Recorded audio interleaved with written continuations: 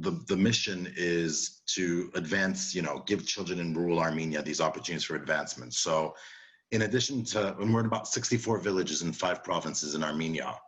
And we also have this COAF Smart Center, which is like a world-class center for children that we built from the ground up.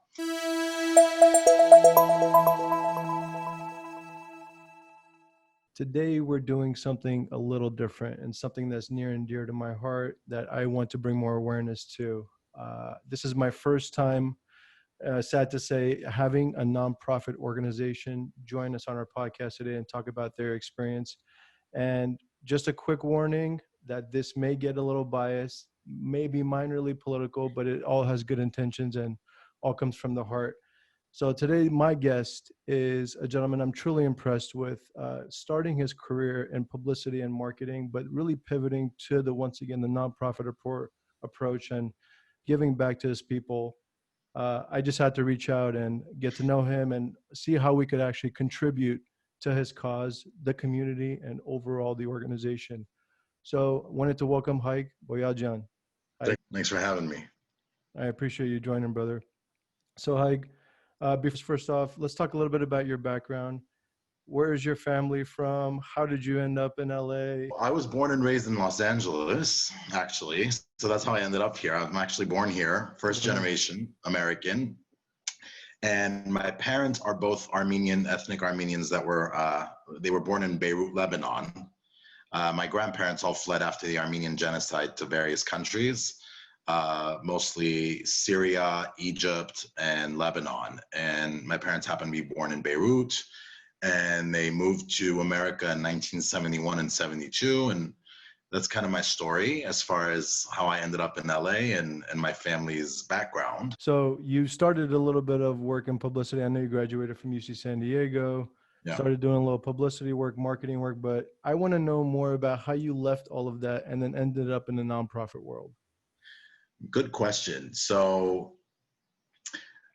growing up in Los Angeles, I always felt like I have pretty good interpersonal skills and abilities to market things and strong PR skills. And so naturally, I just went into, the entertainment business. And I worked for Ed McMahon for a little bit. I worked for NBC Universal for a little bit. And then I quickly got very tired of that industry for superficial reasons. And I wanted to do something a lot more meaningful. And I was just growing everything seemed really saturated back in 2011. And I was looking for a big adventure. And, I had been to Armenia twice. And, I absolutely fell in love with the country. And I suddenly, just spontaneously, impulsively decided to move to Armenia in 2011 and leave all of that behind here. And, there were bets going how long I'm going to last. And I ended up lasting actually 4 years. I shouldn't say lasting because, I kind of didn't want to leave Armenia when I left. So I basically, I had like $2,000 in my pocket at the time because the economy had crashed. And I moved to Armenia in August of 2011. No job. I had very few people that I actually knew. And 2 weeks after that, I landed a job doing marketing for a restaurant chain in Yerevan, in the capital of Armenia. And I basically took the first job I could get so I could sustain myself there. Because there were bets going on, in Los Angeles, of course, how many months, it's going to be, before I'm back in LA. And I did that for less than a year. And then I'll get into the progression of how I got involved with the nonprofit Children of Armenia Fund, COAF. But the way I got introduced to COAF, I didn't even know about COAF when I moved to Armenia. And I was, like I said, the marketing director for a chain of restaurants and cafes in Yerevan. And my very first Christmas in Armenia, the director of COAF back then, a gentleman by the name of Chachadurian, just, called me out of the blue and said, listen, Christmas is coming up for our children in the villages. And so set up that we raised like a lot of toys and gifts for these kids. And he invited me to go to the village and pass them out to the kids.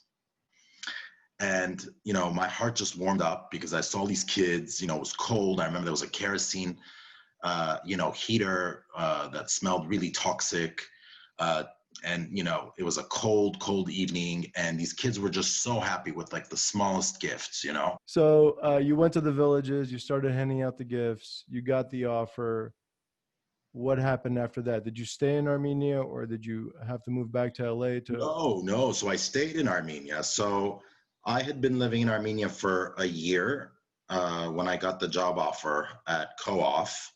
And I stayed and I worked on the ground for 3 more years. So I stayed in Armenia for a total of 4 years, Mike, 3 of which I worked for COAF. And I lived in the capital in Yerevan, but I was constantly going back and forth to our villages, 3 times, 4 times a week, because, our mission is rural Armenia, to develop rural Armenia and give these children opportunities for advancement. So Right. it's in the more isolated, more impoverished regions of the country. And then I moved to New York, where COAF's headquarters is, and I lived there for about 3 years.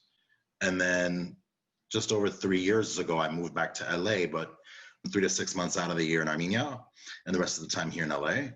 And so last year I was there for 6 months, and I was supposed to go in April of this year, and then the pandemic hit, so I couldn't go. We've been around for 17 years, and the mission is to advance, give children in rural Armenia these opportunities for advancement. So in addition to, and we're in about 64 villages in 5 provinces in Armenia. And we also have this COAF Smart Center, which is like a world-class center for children that we built from the ground up. And so basically, it's about giving these kids access and to education, to healthcare, to social services. And, we do a variety of things, from teaching different languages, we're the US Embassy's biggest partner in rural Armenia, teaching English. But it's everything from professional orientation of these kids, arts, sciences, computers, name it, we do it. It's a very holistic, comprehensive approach. And in addition to those, what we call our pillar areas, we've also done a lot of infrastructure improvements, like renovating schools, kindergartens, and things like that. Medical facilities in the villages throughout our 64 villages. So, look, it's been a rough year, and we'll get into the conflict, but, between COVID, which is again raging right now in Armenia because of this conflict, Armenia shut down its schools in March because of the pandemic. And one of our challenges was to be able to continue our education programs. Here in America, everybody's got a laptop or a computer or a smartphone and, Wi-Fi. And in our villages, not every child can't afford a computer, a laptop, or even a smartphone. So that's been one of our biggest challenges that we've been trying to address is, okay, the schools are closed, COAF's programs are not functioning in the typical traditional manner. Our smart centers closed. How do we make sure these kids are continuing to benefit from our programs? Right. And, it would be a monumental task for tens and thousands of households for us to be able to give Wi-Fi to everybody and give everybody. So, we've done a lot of creative things as far as, we've done some campaigns where you can, we had a back to school campaign, still going on, where you could gift a child a smartphone or a tablet and things like that. And so we've been distributing that. That being said, it was very short-lived, the back to school season in Armenia, because, as of last week, the government shut down all the schools again. So we're back to square one. And, there's a huge humanitarian crisis with this conflict. And at the same time, COVID is raging in Armenia right now because of the conflict, because people are panicking. And, internally displaced people are arriving from Artsakh into Armenia. And, when you're in a state of war and panic, you kind of just forget about putting a mask on. But it's been really, really difficult. So in the 64 villages that we have our programs, we basically went throughout each village and designated households that are willing to take internally displaced people from Artsakh that are coming into Armenia. Right. And so we've been situating these people arriving from Artsakh into, these households in our villages. And we've been helping both the host family as well as the internally displaced people staying there as far as humanitarian supplies, food supplies, things like that. Cause you're now hosting extra people in your home. And we're also getting these kids that are arriving from Artsakh into our villages acclimated and connected to our programs, our education programs, our healthcare programs, because we want to make sure that they're all, that they're part of the overall ecosystem of the villages. Has that depleted your supplies for what you forecasted originally for the entire year? I'm guessing things are I starting mean, to it become a little has. bit Look, harder. it's been tough because, all year before this conflict started a month ago, most of our efforts were health and what do you call it, social services because of the pandemic. Because, our smart center wasn't operating, so our overhead's been, paying salaries of our staff. We have over 200 contractors in Armenia that do, that implement our programs. On the one hand, we've saved on some things because our education programs and camps and things like that, had to be canceled or altered to online.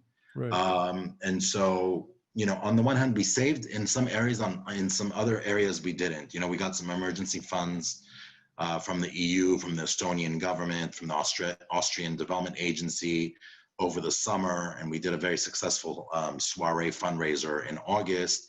And now, we've got a fundraiser coming on December 5th, and that's basically, the issue is everybody right now in the world, in the Armenian world, is donating, because of the war effort and the humanitarian crisis because of the conflict. But for COAF, it's essential, not for us, but for the kids. How many would you say, just rough ballpark of the amount of kids that were displaced from Artsakh to Armenia? Do you have any estimate on? I can only tell you, uh, in our villages, we've got about 64 families. That's just in our villages, and there's more coming. Artsakh is about 150,000, and a good bulk of that population has left, the civilian population, and arrived in Armenia. So they're all over at this point. So it's hard to say because you've got, servicemen from Armenia that are now fighting in Artsakh. You've got the civilian population of Artsakh that's arrived in Armenia. But I mean, I would say there's a good 100,000 people that have arrived in Armenia from Artsakh. Wow, that's insane. Yeah. And are any of your villages that are currently under you, or have they been impacted in any way severely to a point where they may need to actually leave that village to protect their lives? Um, this is a sad subject. So we've lost about 9 of our kids, and I call them kids because they're 18, 19, 20. 2 of whom I know very well. I've watched them grow up since the age of 10. Let's do the math. If I've been with COAF for 8 years, they were 10 and now they're 18. And, the first week of the conflict, it was like, I would go to bed at night and I would get bad news just before going to bed. Davi from Lernagog died. And then I woke up in the morning and I found out Vaya from Lernagog, which is one of our villages, died at age 18. And I just get flashbacks of these kids, from age 10, growing up with our programs with so much promise. And, I still haven't really come to terms with it myself, because I'm not a parent. And so, I watched these kids grow up throughout the years, and it's shocking. There's over 1,000 people that have died so far, soldiers. And, I'm talking about, I'm giving you the COAF perspective, you know what I mean? I can't speak for all 1,000, although we Armenians around the world feel like each and every one of those are our brothers and sisters. Amen to that, bro. Our communities are obviously very impacted by these losses. There isn't a household in Armenia that hasn't been affected. There's somebody every household has somebody that's serving, a loved one. So, we really need to be there for them as far as, making sure they're coping as best as possible because there's so much going on, right?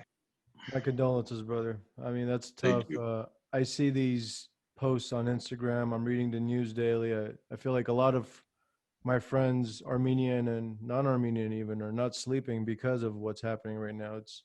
It's absolutely disgusting. It's a nightmare, is what it is, and yeah, Vahe and David were two of those 9 that were especially dear to me that I want to remember right now during this podcast interview. But it's a sad situation.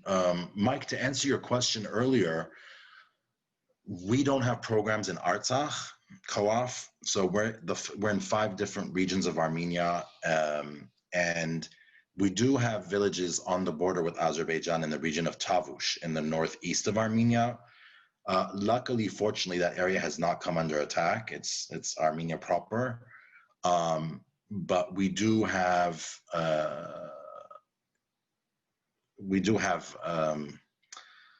some actions that will be taken if such a thing happens to evacuate our people and properly if that region comes under attack, God forbid. But in the other regions of Armenia, like in Armavir and Lori and Shirak and Aragazotan, they're western and northern parts of the country, so they're not on the Azeri border. Yeah. So the majority of your actual employees for the organization are in Yerevan right now. You only have a couple of people in the States, whether it's New York or you're in LA. Yeah, the bulk of our team is in Yerevan and in the villages. But what is the morale right now? Do people even want to work? I see people just scrambling, looking to donate just to help and try to survive and do what they can for their loved ones. But how does that impact just day-to-day lifestyle of work and for the cause and giving to the organization? You mean as far as like employee morale? Look, I mean, here I am being impacted in LA from the news of the deaths of these boys. I mean, when we got the news, I heard like there was just like complete like pandemonium in the office in Yerevan when we found out that these kids died. So I think it's the same gamut of emotions that I'm talking about in general. I think that there are a lot of parallels between how Armenians worldwide, whether they be in Armenia or whether they're here in the diaspora, I think everybody is going through all of that: anger, frustration, sadness, grief. The morale it's devastating because we're a small nation. So 1,000 losses for us, in terms of ratio and stuff, is huge. And the ripple effects, everybody knows somebody that's died, or is serving and whose life is in danger. So, so the morale shifts. I mean, I'm on Zoom calls day and night with, my teammates, my colleagues in Yerevan, and I can tell, when we're on a Zoom call, if there's like a sad tone going on, I'm like, guys, what's going on, and sometimes, it's more like, it's okay, we're going to get through this, we're going to do it. Other times it's like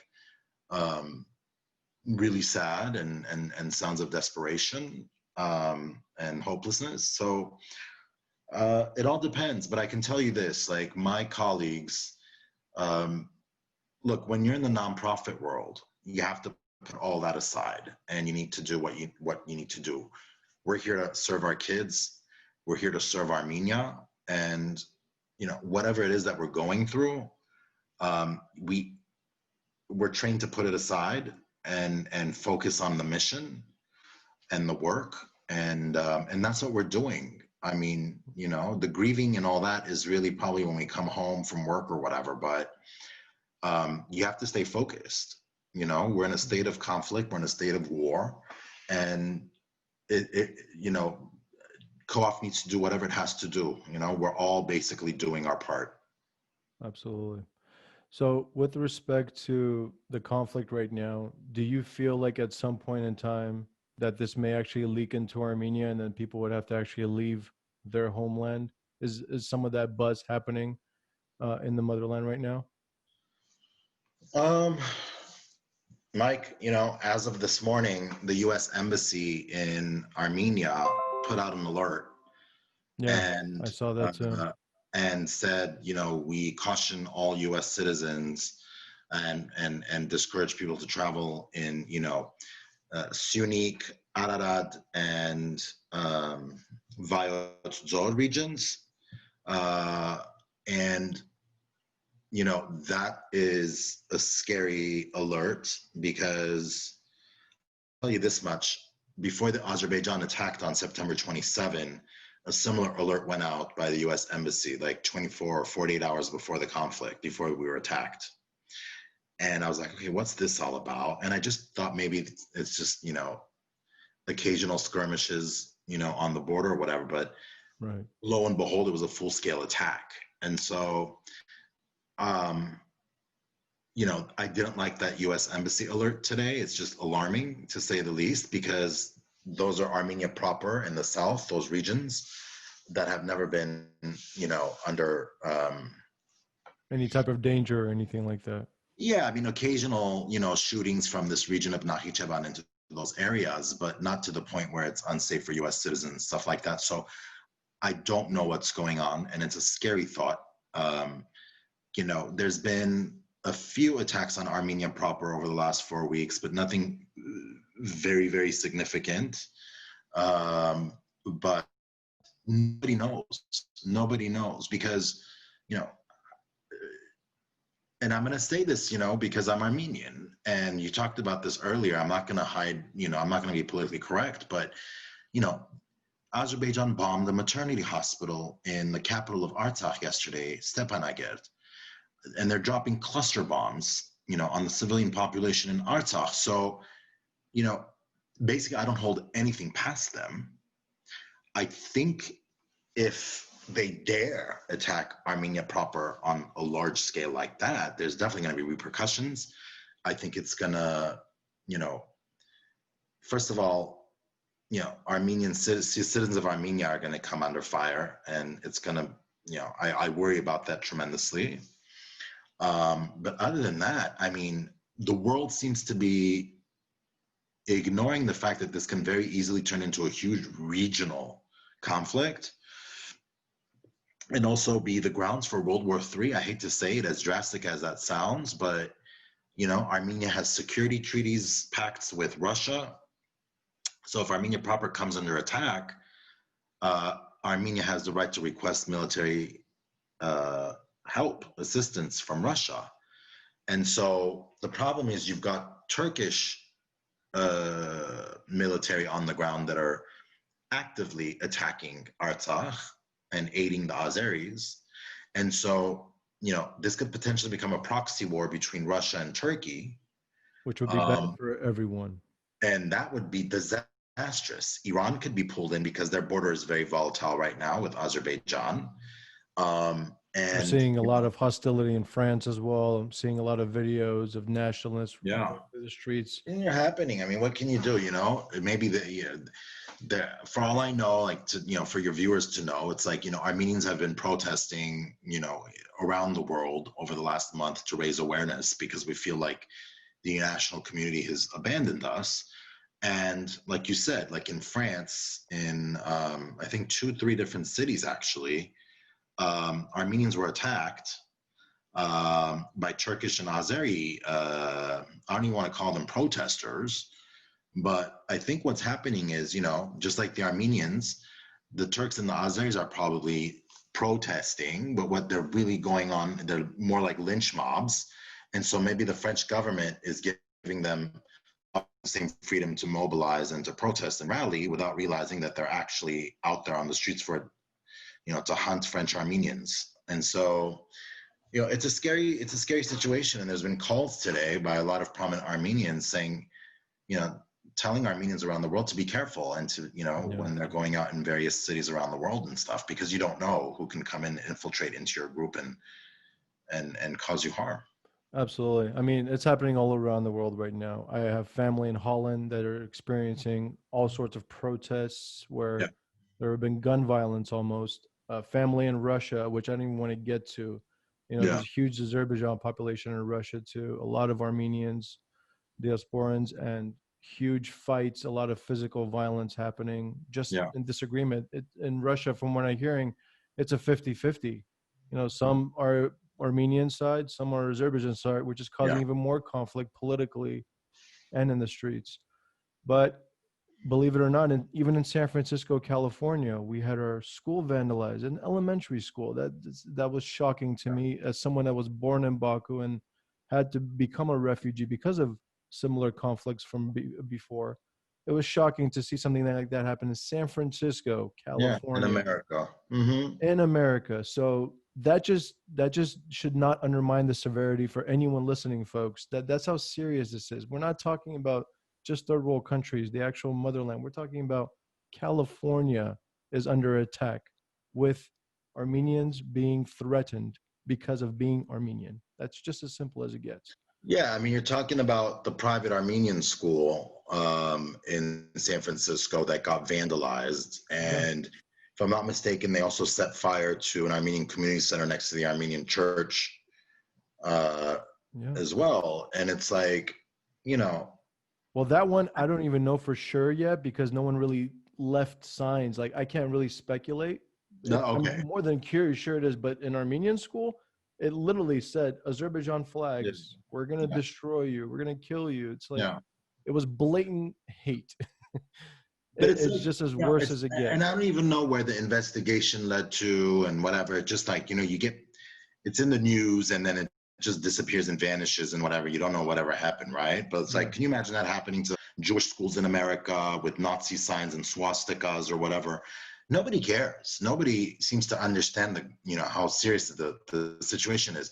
And I'm going to be honest, I'm on your podcast. I'm angry because history repeats itself, Mike, okay? Amen. 105 years ago, the Armenian nation went through a genocide, and the US State Department still doesn't have the guts to recognize that as genocide, okay?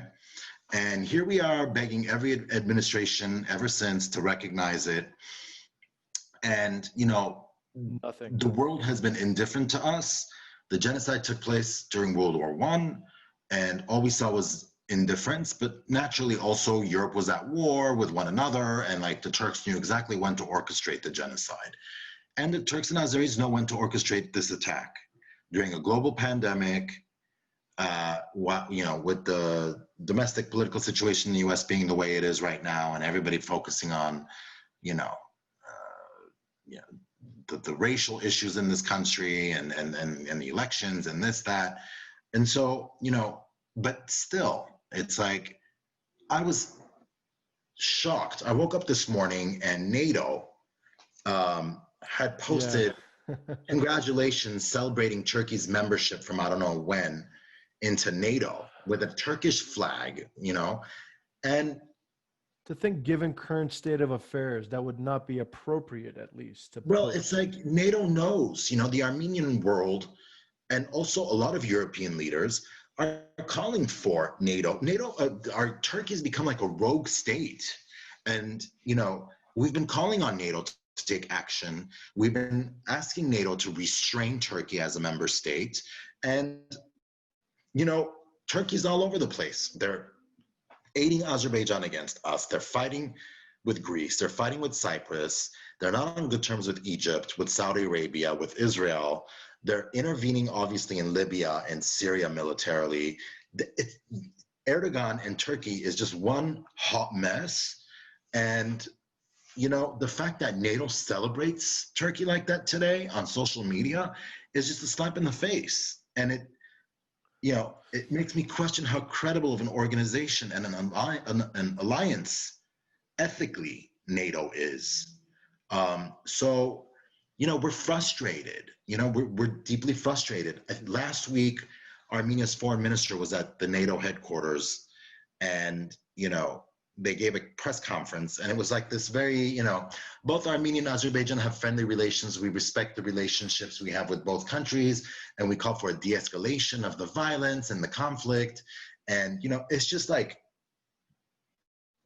blah, blah, blah, blah, blah. No solutions, just hot air. When Armenian foreign minister spoke, he said, we hope your member state, Turkey, will not continue intervening militarily and helping attack the Armenian civilian population of Artsakh. And it's like, thank you, photo op, and that's it. It's like, what kind of world are we living in is what I want to know. An oblivious one, unfortunately. This is what's completely happening. oblivious, you know? But I hate to say this. If the international community does not care about Armenia, does not care about Artsakh, does not care about the plight of the Armenians, then we need to stop caring about what the international community thinks. And if we're on our own, then we need to be on our own, and we need to fight bravely, courageously all the way and not care. Yeah, I'm absolutely. tired of, us being the good guys. Oh my God, they're dropping cluster bombs on our civilian population. Nobody cares. Oh, 1.5 million Armenians died 105 years ago. Nobody cares. I think what people really underestimate, and I've heard this feedback so many times. Even Joe Rogan said this. He said, "You cannot question the loyalty of an Armenian.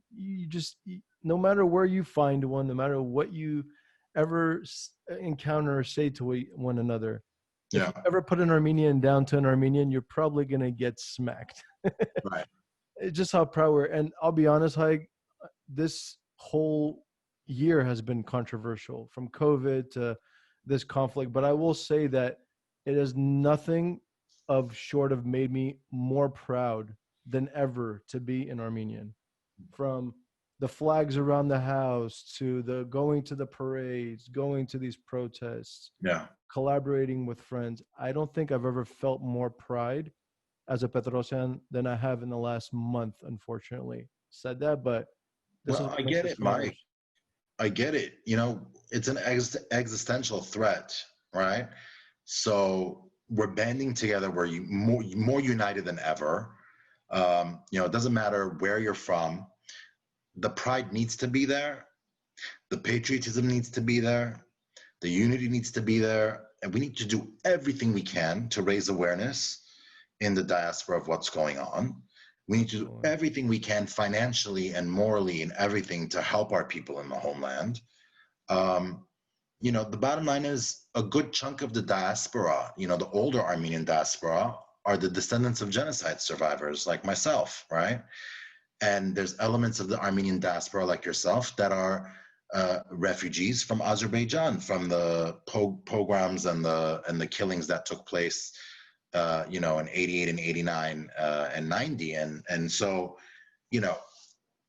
I hate to say it, we're some of the oldest refugees on the planet, I think, are the Armenian people, to be honest with you. Long before the word refugee was even coined, we were dispersed all over the world. And so I think it's a beautiful thing that we have that pride, and I think it's a beautiful thing that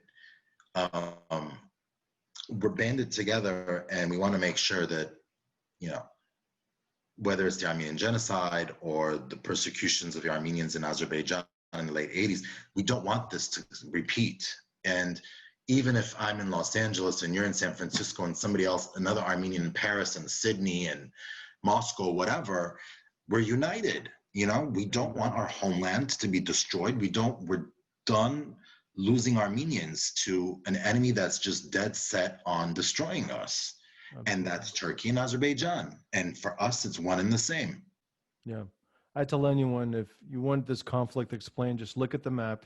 Just look at a regular map. Look on one side, look at the other side, and look at Armenia in the middle.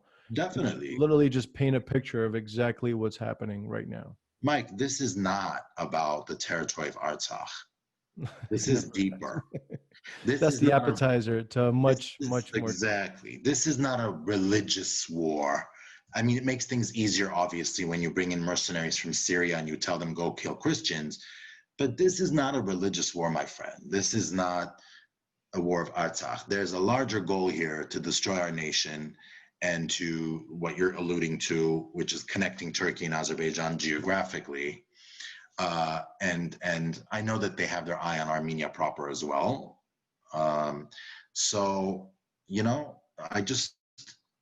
we just have to stay strong. I literally posted a video of what you just said, Haig. This war is not about religion. This war is not even about land. This war is only about one common goal, and that's the complete annihilation and extermination of the Armenian people as a whole. I literally said that. Erdogan said that like a couple of 2-3 months ago, or over the summer, I think it was. He said, don't quote me word for word, but it was something along the lines of, we need to finish off what our grandfathers started. Yep. Started. What does that mean? How could that be spoken in the international arena with no repercussions? The man is sick, okay, and he's claiming Jerusalem. He's, he's calling, Macron in France mentally unstable. He's got warships against Greece.